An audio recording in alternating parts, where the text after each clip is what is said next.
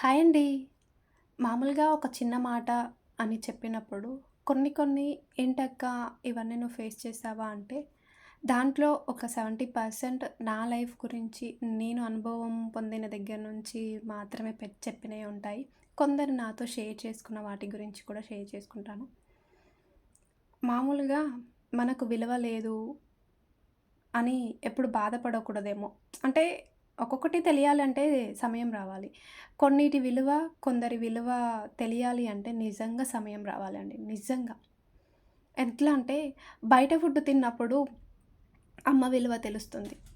అదే మనం పని చేసే దగ్గర తిట్లు తిన్నప్పుడు నాన్న తిట్టే తిట్ల విలువ తెలుస్తుంది. అలాగే ఏదో ఒక సమయం వచ్చేంత వరకు వెయిట్ చూడాలేమో. అందుకే పెద్దలు అదే చెప్తారు. ఓపికతో నువ్వు ఎదురు చూడు. తగిలే గాయాలు తగులుతూనే ఉంటాయి. కాకపోతే వాటికి వచ్చే ఘనమైన విలువ కూడా వస్తుందని. బట్ విలువ లేదు అని బాధపడిన రోజు, ఆ రోజు తలుచుకొని నవ్వుకుంటాం. మీరేమంటారు? అంతే కదా! ఇది మాత్రం నిజంగా నేను ఇప్పుడు